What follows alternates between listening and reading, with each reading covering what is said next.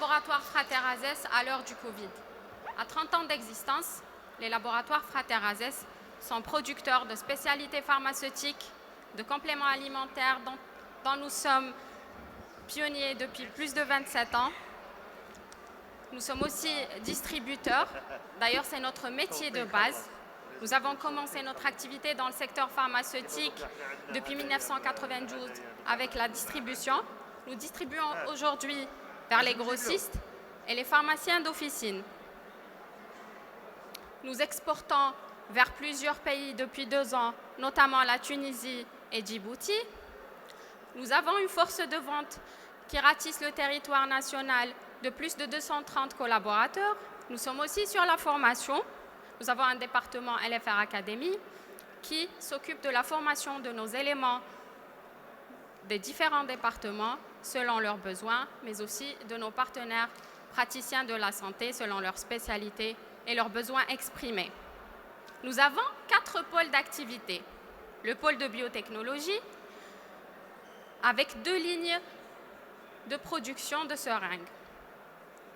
Au départ, en novembre 2020, lors de la mise sur le marché de Varenox, nous avons commencé avec une seule ligne. Puis, en 2021, nous avons investi en une 2e ligne avec laquelle nous atteindrons des capacités de 60 millions de seringues. Aujourd'hui, avec notre savoir-faire et notre maîtrise industrielle et de la technologie aussi, nous arrivons à mettre sur le marché 4 millions de seringues par mois. Le pôle de forme injectable, qui a une capacité de 50 millions de flacons par an, avec 2 lignes, et 200 millions d'ampoules par an, avec 3 lignes. Le pôle de forme sèche, avec 50 millions de boîtes, et le pôle Marie Curie, qui est un centre de recherche et de développement en collaboration avec les chercheurs des universités algériennes et internationales. Aujourd'hui, notre nomenclature est riche de 112 produits, s'étalant sur 17 classes thérapeutiques, allant de l'hématologie à l'urologie et à la psychiatrie. Durant la pandémie Covid, plusieurs de nos produits se sont retrouvés impliqués dans le protocole de prise en charge des patients Covid. Je cite le Sapramol, le paracétamol avec ses 2 formes galéniques injectables intraveineux et le sachet buvable. La ciprofloxacine, 200 et 400 mg à usage hospitalier. La vitamine D, dexaméthite et aussi Varenox avec ses 4 dosages. Vous savez que durant cette période de pandémie, la demande du marché était d'une croissance exponentielle. D'ailleurs, depuis mars 2020 à décembre 2021, nous avons mis sur le marché 13 500 000 flacons de paracétamol injectable à usage hospitalier, alors que le marché auparavant n'était que de 7 millions de flacons. Par rapport à la ciprofloxacine à usage hospitalier 200 et 400 mg, où elle s'est retrouvée dans le protocole de prise en charge des surinfections respiratoires des patients Covid, les hôpitaux ont été alimentés avec 3 600 000 flacons de ciprofloxacine, alors qu'auparavant, le marché ne dépassait pas les 1 million de flacons. Et la demande est toujours là. D'ailleurs, de janvier à février 2022, nous avons livré 1 200 000 de flacons. Et là, vous remarquerez les efforts déployés des laboratoires Frater-Azès afin de faire face à la demande du marché durant cette période critique. Venons au premier biosimilaire fabriqué en Algérie, Varenox, qui a été mis sur le marché en novembre 2020. Au fait, Varenox, ce n'est pas novembre 2020. Varenox, c'est une histoire qui date de 2012. C'est un dossier sur lequel on a travaillé depuis 2012. C'est un produit qui a des études d'efficacité, de sécurité et de qualité, ce qui leur a permis sa mise sur le marché algérien. Varenox est venu sur une période de rupture de l'énoxaparine sodique, premièrement. Deuxièmement, une période de pandémie, une pandémie d'une pathologie nouvelle, qui est la Covid, une pathologie hautement thrombogène, qui nécessitait une prise en charge par un anticoagulant, essentiellement l'enoxaparine. Qui dit pandémie, dit tension sur les matières premières, mais aussi sur les articles de conditionnement. Mais grâce à notre stratégie d'approvisionnement, nous avons réussi, et aussi grâce à nos partenaires leaders mondiaux dans la production de la matière première et les articles de conditionnement, nous avons réussi à avoir nos stocks d'articles et de matières afin de mettre sur le marché notre produit Varenox. Aussi, cette période critique a nécessité une organisation en interne afin de protéger nos employés en première ligne des contaminations, mais aussi afin de continuer à produire et faire face à la demande et assurer une sécurité sanitaire. Durant cette période de mise sur le marché de Varenox jusqu'à décembre 2021, nous avons mis sur le marché 24 millions de seringues d'enoxaparine sodique, 24 millions de seringues de Varenox, alors qu'auparavant, le marché de l'enoxaparine sodique variait entre 12 à 15 millions de seringues. La demande est toujours là et nous sommes là, surtout avec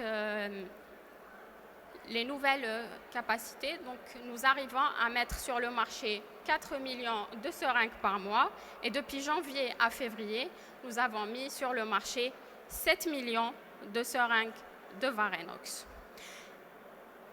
Et là, je donne la parole à professeur Mamou, chef de département de la pharmacie de Tizi Ouzou, qui nous parlera de l'enoxaparine sodique et Covid-19, ainsi que l'expérience Varenox, l'expérience des laboratoires Frater Razès.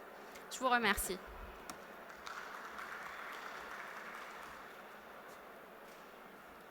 Bonjour tout le monde, honorable assistance.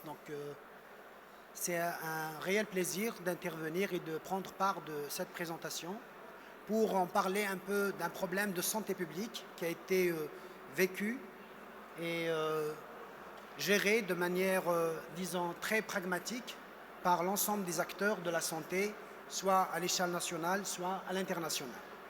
Donc tout le monde s'accorde à dire que depuis décembre 2019, l'humanité traverse un véritable tsunami de santé. Ce tsunami a malheureusement engendré une crise multidimensionnelle, mais heureusement, et fort heureusement d'ailleurs, que plusieurs acteurs se sont donnés corps et âme pour faire face à cette crise et pour soulager la douleur de l'humanité. Et un hommage tout particulier est rendu à tous ces acteurs, soit au niveau des structures hospitalières, soit des opérateurs pharmaceutiques, et nous avons vu un exemple concret des opérateurs algériens qui ont participé à la prise en charge et à la gestion de cette crise, mais aussi un hommage particulier rendu à toutes les structures de proximité qui reçoivent au quotidien les malades et les prennent en charge. Donc, l'infection au SARS-CoV-2, connue sous le terme la Covid-19, se manifeste par un tableau clinique multiple. Il est associé malheureusement à une coagulopathie, à des accidents de coagulation au niveau sanguin, ce qui est responsable d'une incidence très élevée des thromboses veineuses, artérielles, mais aussi des embolies pulmonaires. Biologiquement, cette coagulopathie se traduit par une majoration de quelques éléments de la crasse sanguine, notamment les didymères, d'où l'intérêt diagnostique et pronostic de ces paramètres. En fonction de la sévérité, l'infection Covid-19 justifiait le recours à des thérapeutiques par des héparines. Parmi les héparines à bas poids moléculaire dans l'enoxaparine sodique, à des doses qui peuvent être préventives, semi-thérapeutiques, mais aussi des doses thérapeutiques. Pour comprendre un petit peu la justification ou bien le recours à ces molécules médicamenteuses au cours de cette pandémie, il est impératif de comprendre ce qui se passe au niveau de l'organisme une fois le virus a atteint ou bien est introduit dans le corps humain. Malheureusement, plusieurs complications ont été observées chez les malades atteints de la Covid-19. Il y a une mosaïque de complications et parmi ces complications, des accidents thrombotiques, des complications thromboemboliques, qui semble être particulièrement fréquente et associée à un risque accru de décès. Dès le début de la pandémie, en Chine, une majoration inhabituelle des DDMR a été observée, surtout parmi les patients introduits dans les unités des soins intensifs, qu'on appelle communément les réanimations médicales.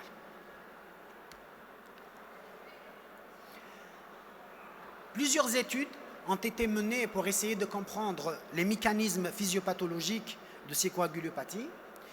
Il est presque un consensus parmi les scientifiques en la matière qu'il y a une majoration de l'expression des facteurs tissulaires, de déclenchement des cascades de coagulation qui terminent par des thrombus, des caillots sanguins, et ces caillots sanguins, lorsqu'ils migrent dans un organe, les organes assez nobles comme le cerveau, ils entraînent des AVC. S'ils sont dans le cœur, ils entraînent des infarctus de myocarde, des EDM, et si il est assez important et il touche les poumons, il peut entraîner des embolies pulmonaires. Et dans toute situation, les conséquences de la migration de ces caillots sanguins peuvent engendrer des effets néfastes pour le corps humain. Donc ce schéma essaye de résumer un peu le mécanisme physiopathologique de l'infection au SARS-CoV-2 avec complication, une coagulopathie, une hypercoagulation qui est due d'une part à l'activation des facteurs tissulaires, activation des plaquettes et diminution de l'activité des facteurs anticoagulants naturels comme la protéine C et la protéine S. Bien entendu, lorsque un malade est atteint de la COVID-19, il est impératif de l'évaluer. L'évaluation va être clinique, elle est biologique, mais aussi radiologique. Parmi les cascades ou bien les batteries d'évaluation biologique, les bilans d'hémostase occupent une place primordiale. Il en découle, lorsqu'il y a une coagulopathie, une augmentation de la concentration des dimères, qui est un marqueur biologique de la coagulation, une diminution relative ou modeste du nombre de plaquettes, un allongement des temps de prothrombine et une variation de fibrinogène qui peut être élevée dans le cas des inflammations ou qui peut être consommée, réduite dans le cas des CVID. Une élévation des thrombogènes, de fibrogènes et de didymères permet d'identifier les patients à un grand risque. Il en découle lorsque le fibrinogène est supérieur à 8 grammes par litre et les didymères sont supérieurs à 3000 nanogrammes par litre, le malade est catégorisé comme étant un malade à haut risque qui justifiait le recours à des traitements curatifs par les héparines à bas poids moléculaire.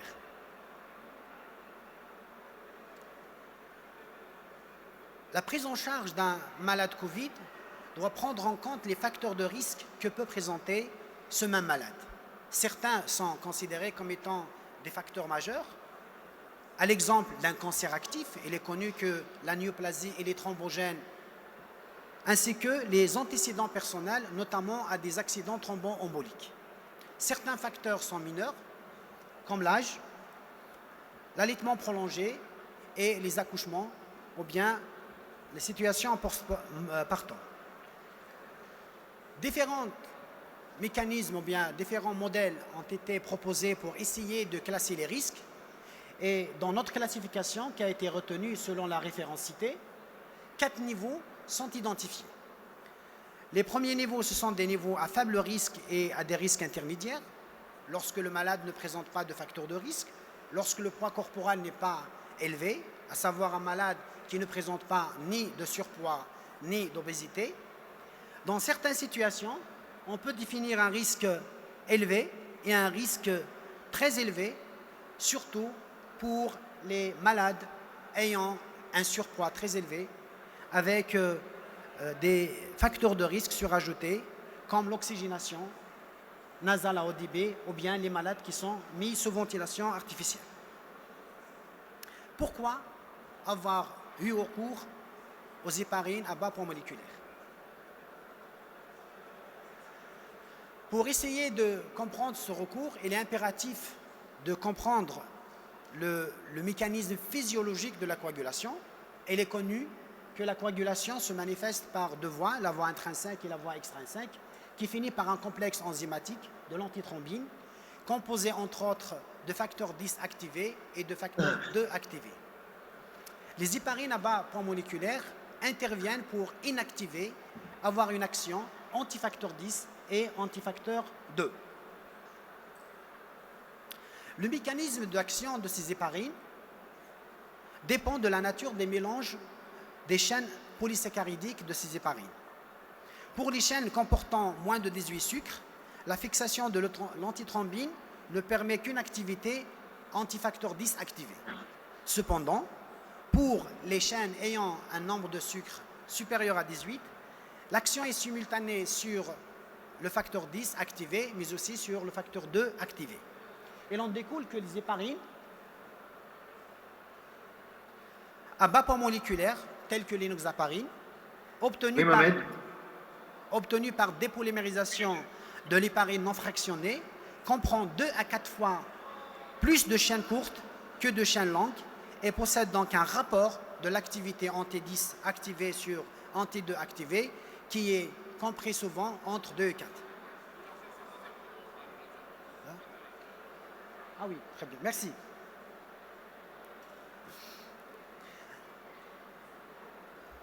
Plusieurs propositions thérapeutiques ont été formulées dans la prise en charge des malades atteints de la COVID-19 après avoir évalué le risque de chaque malade.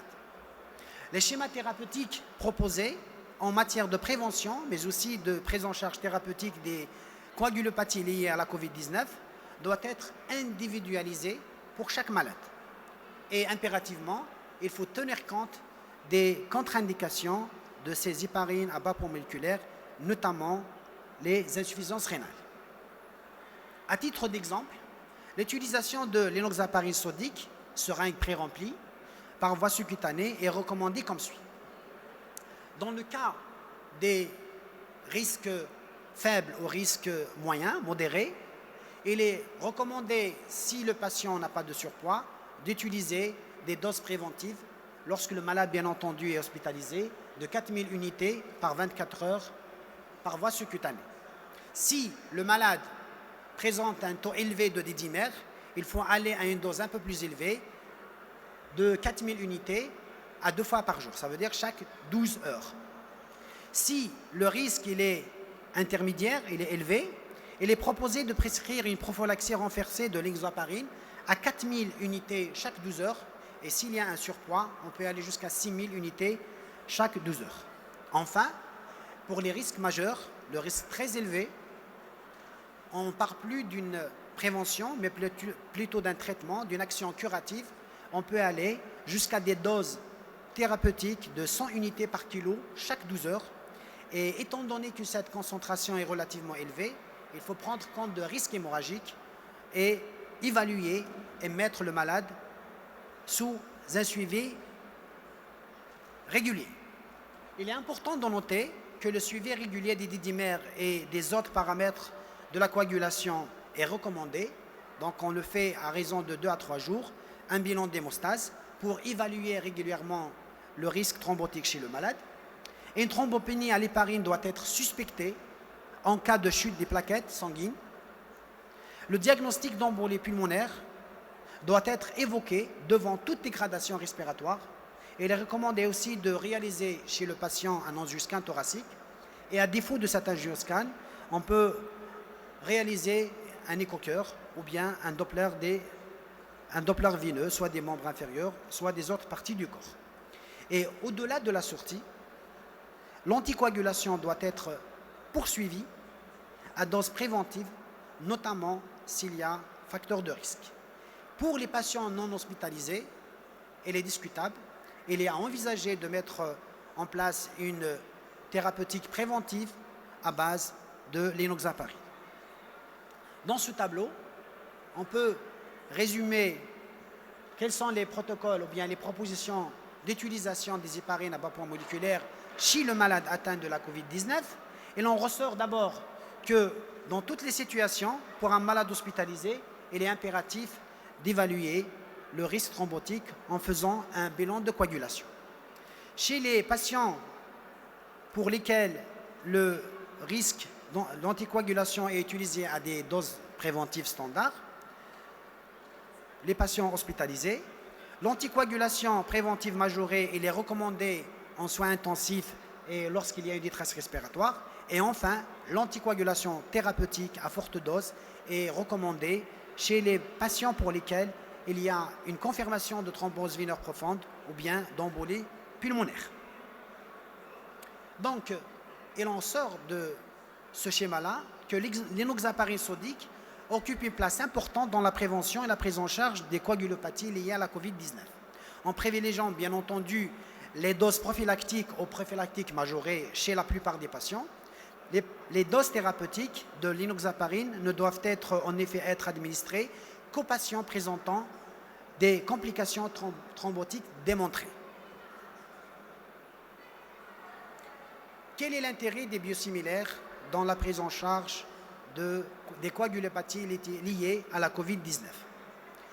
De ce qui précède, on démontre que, compte tenu des mécanismes physiopathologiques multiples des coagulopathies et des risques de complications thrombotiques dans la Covid-19, le recours à l'usage d'anticoagulants, notamment de l'inoxaparine, est quasi systématique chez un grand nombre de patients, notamment ceux présentant, bien entendu, des facteurs de risque.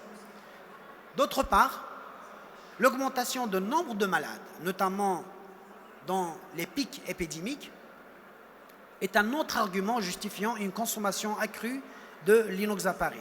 Ceci nécessite donc de la disponibilité suffisante de ce médicament.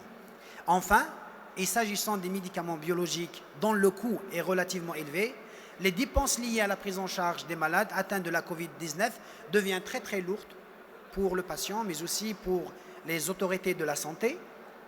Des thérapies efficientes s'imposent et des économies sur le produit deviennent indispensables. Donc, pour répondre à ce double objectif, le recours aux biosimilaires de l'inoxaparine sodique est un choix thérapeutique et économique de première intention.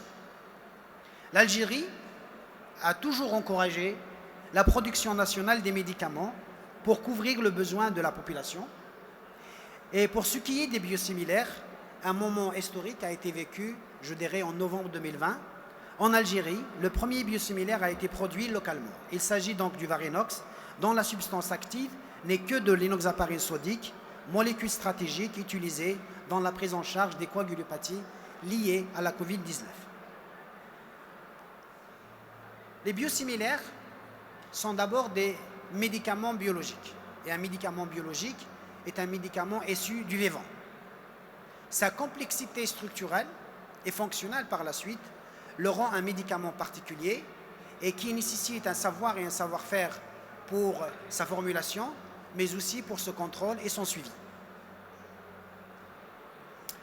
Plusieurs étapes sont suivies pour fabriquer un médicament biologique, allant de l'étape initiale de la sélection d'un code génétique pour la protéine à synthétiser, qui va être insérée dans une cellule hôte qui est souvent une bactérie. Celle-ci est soumise à une culture dans des bioréacteurs à l'échelle industrielle et à l'issue de cette culture, la bactérie ou bien l'organisme vivant va synthétiser la molécule cible, mais bien entendu d'autres molécules et des techniques de purification, de séparation, de pointe vont être utilisées pour séparer la molécule cible de la matrice. Et là, on fait recours notamment aux méthodes chromatographiques. Pour ce qui est de l'inoxaparine, donc c'est une héparine à bas poids moléculaire qui est obtenue par dépolymérisation d'une héparine non fractionnée. Il y a différentes voies de dépolymérisation. Celle choisie dans le cadre de l'inoxaparine sodique est la voie de clivage bêta-élimination par traitement alcalin. Donc un produit biologique est un produit issu de vivant.